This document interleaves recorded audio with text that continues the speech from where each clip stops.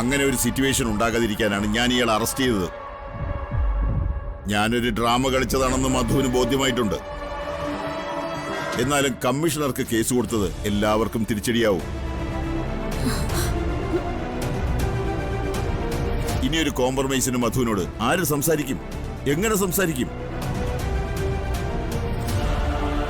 ഇനിയിപ്പോ എന്താണ് സാർ ചെയ്യാൻ പറ്റുക? അർച്ചന കിട്ടിയ കുരുക്ക് അർച്ചന തന്നെ അഴിക്കണം. അല്ലാതെ ഒരു മാർഗവും ഇല്ല.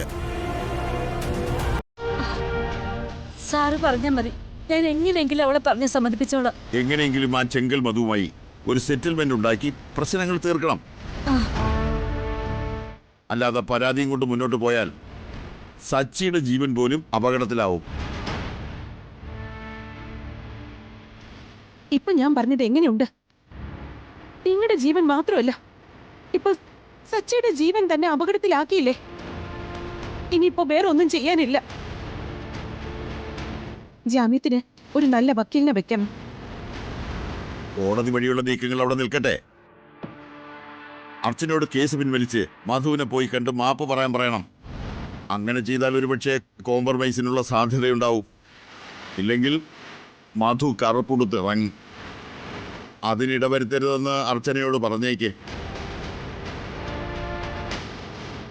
ഈശ്വരൻ, എന്റെ ദൈവമേ. അമ്മേ, നിങ്ങളാരും വിഷമിക്കണ്ട. മീരേ, സച്ചിയിലും അർച്ചനയിലും എനിക്ക് വിശ്വാസമുണ്ട്. അവരെന്നെ ഇവിടെ നിന്ന് ജാമ്യത്തിലിറക്കും. എനിക്കൊന്നും അറിയില്ല. അനുപേട്ടൻ ഇങ്ങനെ ജയിലിൽ കിടന്ന് നരകിക്കുന്ന കാണാൻ എനിക്ക് വയ്യ. അമ്മേ, അമ്മ മീരെ കൊണ്ടുവയ്ക്കോ. അർച്ചനയും സച്ചിയും എല്ലാം ശരിയാക്കിക്കോളും. ഇനി നിങ്ങൾ ഇവിടെ നിന്ന് കരയുന്ന കണ്ടു നിൽക്കാൻ എനിക്കാവില്ല. നിങ്ങൾ പൊയ്ക്കോ. എനിക്കൊന്നും സംഭവിക്കില്ല. അർച്ചനയും സച്ചിയും എന്നെ രക്ഷിക്കും. ഇല്ലെങ്കിൽ ദൈവം കാത്തോളും.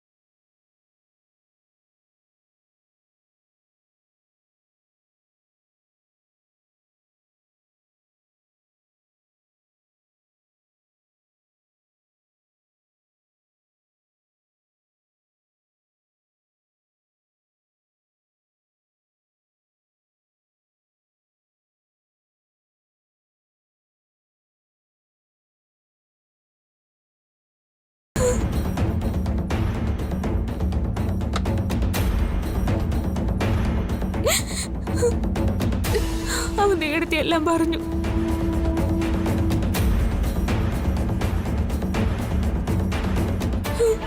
മോളെ, ജോത്സൻ അങ്ങനെ പറഞ്ഞത് കേട്ടപ്പോ അച്ഛന് വിഷമമുണ്ടായെന്നുള്ളത് നേരാ. പക്ഷെ അച്ഛൻ അതൊന്നും വിശ്വസിച്ചിട്ടില്ല. നിനക്കും സച്ചിക്കും എത്ര കാത്തിരുന്ന് കിട്ടിയ കുഞ്ഞാണതെന്ന് അച്ഛനറിയാം. അതിനുവേണ്ടി അനുഭവിച്ച കഷ്ടപ്പാടുകളും അച്ഛൻ മറന്നിട്ടില്ല. നിന്റെ വയറ്റിൽ അങ്ങനൊരു ദുരാത്മാവും വന്ന് ജനിക്കില്ല. അത് അച്ഛൻ ഉറപ്പാ. പിന്നെ ഈ പറഞ്ഞ് കേൾക്കുന്നൊന്നും മോള് കാര്യമായിട്ടെടുക്കണ്ട. ദാ മോളിവിടെ വന്നിരിക്കെ. ഇരിക്കേ.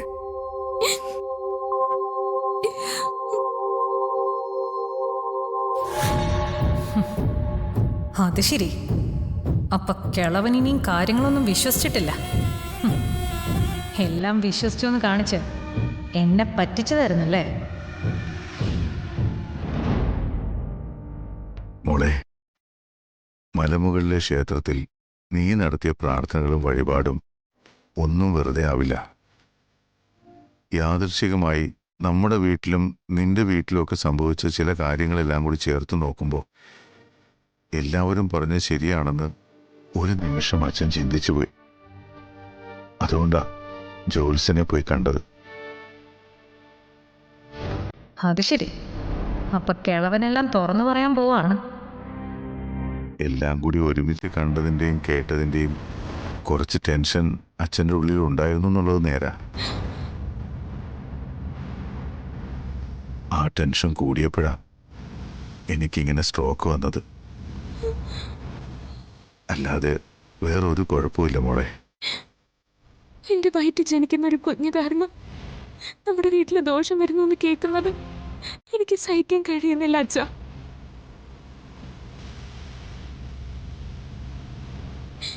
അച്ഛൻ പറയൂ, ഞാൻ എന്താ ചെയ്യണ്ടേ? ഞാൻ പറഞ്ഞല്ലോ, അച്ഛൻ ഇതൊന്നും വിശ്വസിക്കുന്നില്ല. എന്തൊക്കെ സംഭവിച്ചാലും നിന്റെ വയറ്റിലുള്ള കുഞ്ഞ് നെല്ലിശ്ശേരിയിൽ ജനിക്കും. അതിനു മുമ്പ് ആരൊക്കെ എന്തൊക്കെ ജാതകദോഷം പറഞ്ഞാലും അതൊന്നും എന്നെ ബാധിക്കില്ല.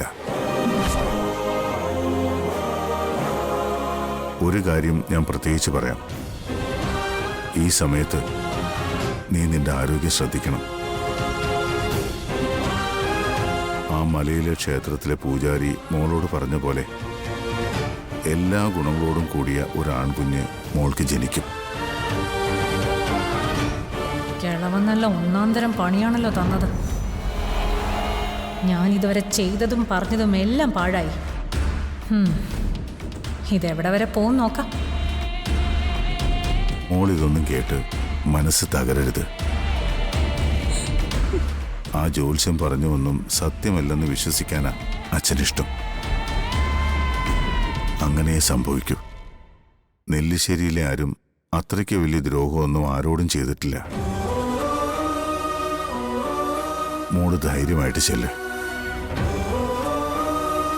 എല്ലാത്തിനും അച്ഛൻ കൂടെയുണ്ട്. ചെല്ലുമോളെ.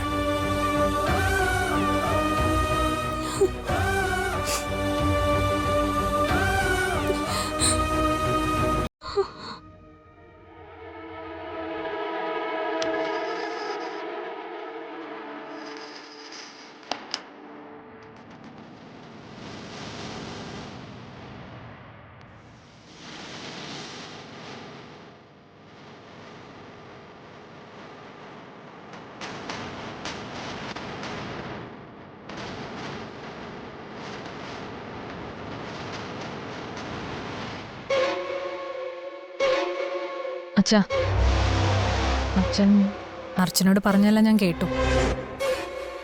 നന്നായി അച്ഛാ. ഇപ്പൊ അർച്ചനയുടെ മനസ്സിന് ധൈര്യം കൊടുക്കുക എന്നുള്ളതാ നമ്മൾ ചെയ്യേണ്ടത്. അല്ലാതെ ഞാൻ അവളോട് എന്തു പറയും? അവൾ കേട്ടതെല്ലാം സത്യമാണെന്ന് പറയാൻ പറ്റുമോ? അങ്ങനെ പറഞ്ഞാൽ അവൾക്കത് താങ്ങാൻ കഴിയുമോ?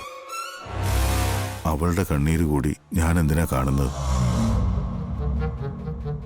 ഇപ്പൊ ഈ അനുഭവിക്കുന്നൊക്കെ തന്നെ ധാരാളം. ഇനി ആ ജോൽസിന് തെറ്റുപറ്റിയതാണെങ്കിലോ? ദൈവങ്ങള് അങ്ങനെ ചതിക്കോ? അതും അർച്ചനയെ പോലെ എല്ലാവർക്കും നല്ലത് വരാൻ പ്രാർത്ഥിക്കുന്ന ഒരു പെണ്ണിനോട്. ദൈവത്തിന് അങ്ങനെ ഒരു തെറ്റ് പറ്റില്ല. അച്ഛൻ പറയുന്നത് തന്നെയാ ശരിയെന്നാ എനിക്കും തോന്നുന്നത്. എല്ലാ ജ്യോത്സ്യന്മാരും പറയുന്നത് ശരിയാവണമെന്നൊന്നുമില്ല. നമുക്ക് വേണമെങ്കിൽ വേറൊരു ജ്യോത്സ്യനെ കൂടെ കണ്ടു നോക്കാം. വേണ്ട, ഇനി ഒരു ജ്യോത്സ്യനെയും കാണണ്ട. എല്ലാം വിധി പോലെ വരട്ടെ. ഇതോടുകൂടി നെല്ലിശ്ശേരി വീട് മുടിഞ്ഞു പോകുന്നെങ്കിൽ അങ്ങ് പോട്ടെ. അതല്ല, അർച്ചനയുടെ വയറ്റിലെ കുഞ്ഞ് നെല്ലിശ്ശേരി വീട്ടിൽ ജനിക്കാനാണ് വിധിയെങ്കിൽ അതങ്ങനെ തന്നെ നടക്കട്ടെ. ബാക്കിയൊക്കെ എല്ലാവർക്കും വരുന്നത് പോലെ അനുഭവിക്കാം.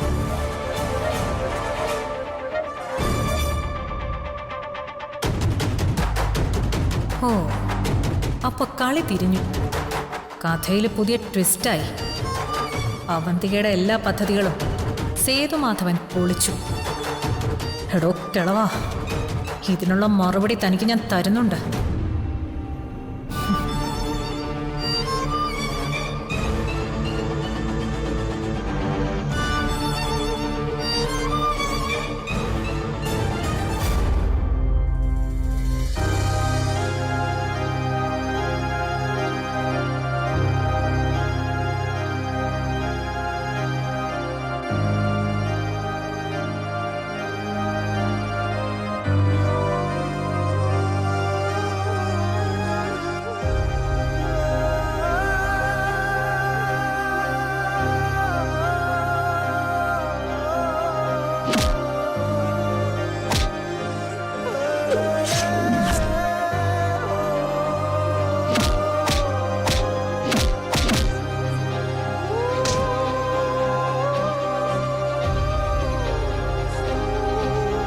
ആ ദുരാത്മാവാണ് നിന്റെ വയറ്റിൽ നിന്ന് വന്ന് പിറക്കാൻ പോകുന്ന ഈ കുഞ്ഞ്.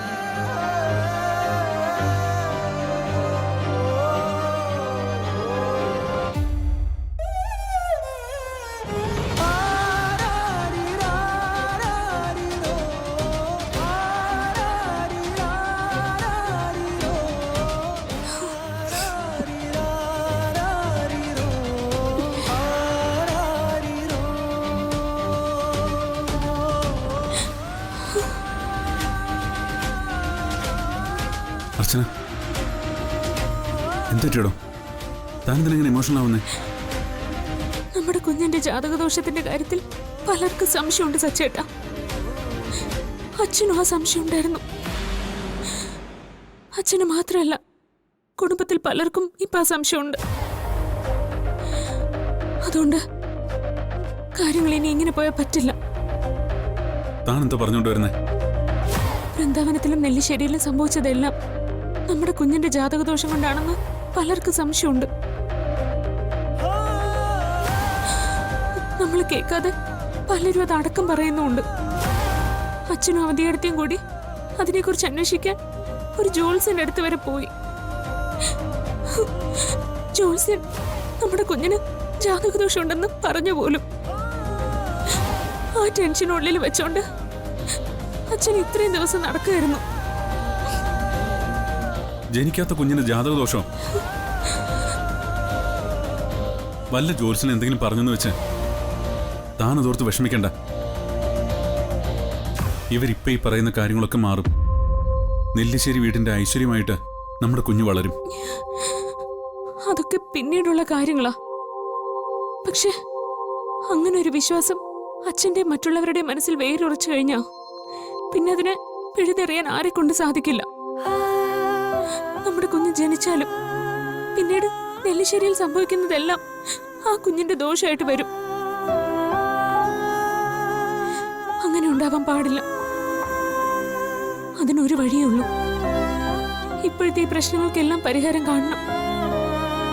ആദ്യം വേണ്ടത് അനൂപേണ്ണെ എങ്ങനെയെങ്കിലും ജാമ്യത്തിൽ ഇറക്കാന്നുള്ളതാ. സച്ചേട്ടാ, നമുക്കിപ്പോ തന്നെ പോയി അഡ്വക്കേറ്റ് കൃഷ്ണഭദ്രനെ കാണണം. എല്ലാത്തിനും ഒരു തീരുമാനം ഉണ്ടാക്കിയേ പറ്റൂ.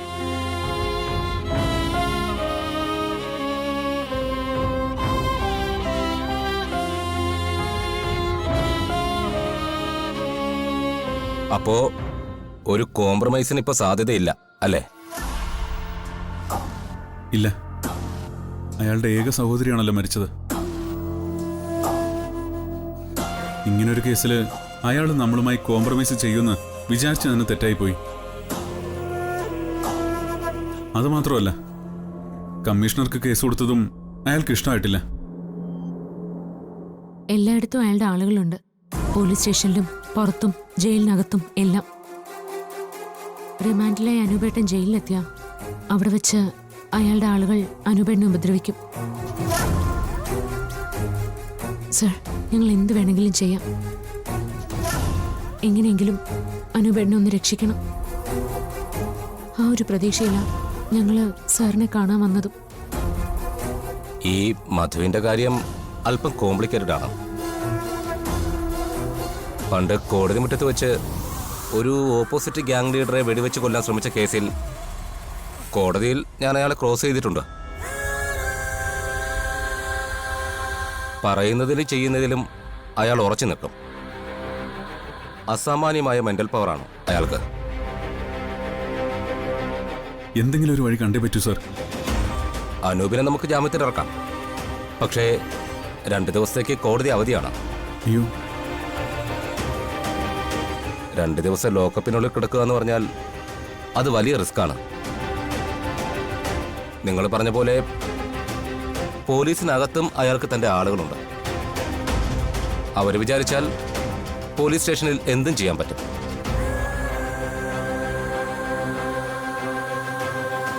ഒരു തവണ അറ്റംപ്റ്റ് നടന്ന സ്ഥിതിക്ക് ഇനി റിസ്ക് കൂടുതലാണ്. ഞാൻ ആ CI ആയിട്ടൊന്ന് ആലോചിക്കട്ടെ. എന്തായാലും നിങ്ങൾ ജാമ്യത്തിന് വേണ്ട മറ്റു ഏർപ്പാടുകളൊക്കെ ചെയ്യും. എന്തെങ്കിലും ഒരു വഴിയുണ്ടാക്കാൻ പറ്റുമെന്ന് ഞാൻ നോക്കാം. സർ, ഇനിയും താമസിച്ചാ ടെൻഷൻ ആവണ്ട, നമുക്ക് ശരിയാക്കാം.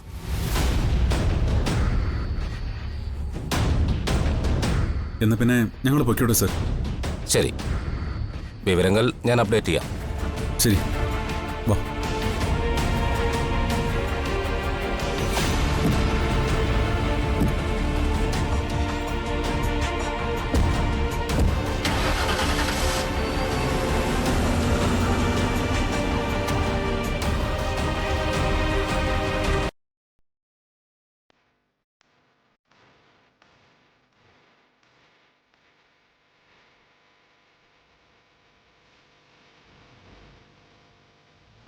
സച്ചേട്ടാ,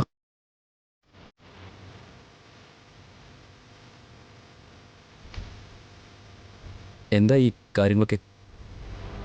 ജാമ്യത്തിലുള്ള ഏർപ്പാടുകളൊക്കെ ശരിയായോ? ഞങ്ങൾ അഡ്വക്കേറ്റ് കൃഷ്ണഭദ്രൻ സാറിനെ കണ്ടിട്ടാ വരുന്നേ. കേസ് ഞങ്ങൾ അദ്ദേഹത്തെ ഏൽപ്പിച്ചു.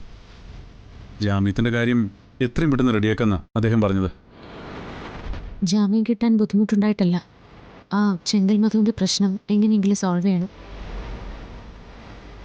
ജാമ്യം കിട്ടി പുറത്തിറങ്ങിയ പിന്നെ അനൂപേന്റെ ജീവന് ഒരു ഭീഷണി ഉണ്ടാവാൻ പാടില്ല. അഡ്വക്കേറ്റ് കൃഷ്ണഭദ്രൻ സാറിനെ എനിക്കറിയാം. അദ്ദേഹം വളരെ മിടുക്കനാ. തൻ്റെ കക്ഷികളെ രക്ഷിക്കാൻ ഏതറ്റം വരെയും പോവും. ഈ തീരുമാനം നന്നായെന്ന് ഞാൻ പറയൂ. എന്ത് വില കൊടുത്തും സുരക്ഷിതമായി തന്നെ അനൂപേട്ടനെ അദ്ദേഹം രക്ഷിക്കും. പക്ഷേ നമ്മൾ ഫേസ് ചെയ്യാൻ പോകുന്ന പ്രശ്നം വേറൊന്നാ. അത് ഓർക്കുമ്പോൾ എനിക്ക് പേടിയുണ്ട്. അനൂപേട്ടനെ മുന്നിൽ കൊണ്ടു കൊടുക്കാന്ന് സച്ചിയേട്ടൻ ആ ചെങ്കൽ മധുവിന് വാക്ക് കൊടുത്തതാ. ആ സ്ഥിതിക്ക് അയാൾ അതിൽ നിന്ന് പിന്മാറില്ല. ജാമ്യം കിട്ടി പുറത്തിറങ്ങുന്ന അനൂപേട്ടനെ കിട്ടിയില്ലെങ്കിൽ അവര് സച്ചിയേട്ടന്റെ പിന്നാലെ വരും. അതെങ്ങനെങ്കിലും നമുക്ക് നേരിടാം. ആരെങ്കിലും കൊണ്ട് സംസാരിപ്പിച്ച് ഒത്തുതീർപ്പാക്കി പ്രശ്നങ്ങൾ പറഞ്ഞവസാനിപ്പിക്കാം. പക്ഷേ ജാമ്യത്തിൽ ഇറങ്ങുന്ന അനൂപേന്റെ ശരീരത്തിൽ ഒരു പോറൽ പോലും ഏൽക്കാൻ പാടില്ല. അതിനുള്ള വഴികളാ നമ്മൾ ആലോചിക്കേണ്ടത്. അതിനൊരു വഴിയേ ഉള്ളൂ. കുറച്ചു ദിവസത്തേക്ക് അനൂപേട്ടനെ എവിടേക്കെങ്കിലും മാറ്റി നിർത്തണം. അവർക്കാർക്കും കണ്ടുപിടിക്കാൻ പറ്റാത്തത്ര സുരക്ഷിതമായൊരു സ്ഥലത്ത്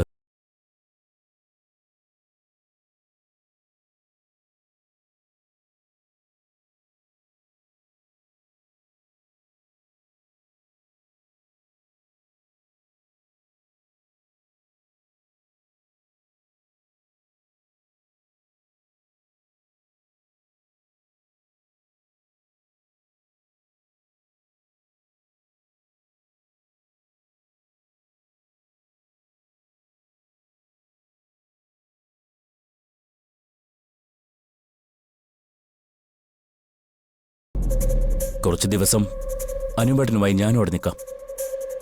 ആ സമയം കൊണ്ട് ചെങ്കൽ മധുവുമായിട്ടുള്ള പ്രശ്നങ്ങളൊക്കെ പറഞ്ഞു തീർത്തിട്ട് നിങ്ങളൊരു സെറ്റിൽമെൻറ്റിലെത്തണം. അതിനുശേഷം അനുപേട്ടനെ തിരിച്ചു കൊണ്ടുവരാം. എന്തു പറയുന്നു? ഞങ്ങളെ സഹായിക്കാൻ കാണിച്ച ധനുഷിന്റെ ഈ നല്ല മനസ്സിന് എങ്ങനെ നന്ദി പറയണമെന്ന് എനിക്കറിയില്ല.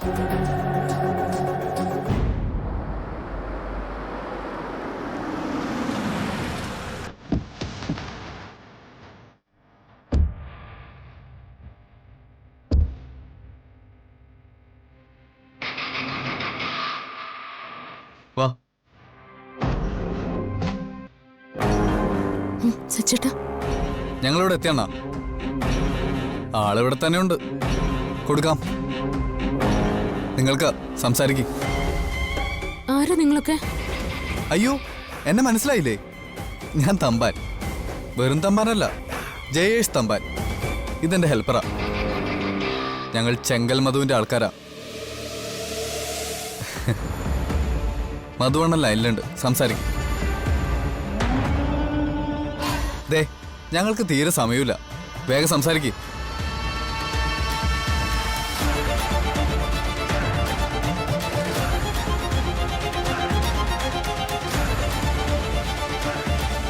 എന്താ സച്ചി ഇത്? എന്നോടൊരു വാക്ക് പറഞ്ഞ അത് പാലിക്കണ്ടേ? അത് പിന്നെ അനുപേട്ടൻ ജാമ്യത്തിൽ ഇറങ്ങിയിട്ടില്ല. അതെനിക്കറിയാം. നമുക്ക് ചില കാര്യങ്ങൾ പ്ലാൻ ചെയ്യാനുണ്ട്.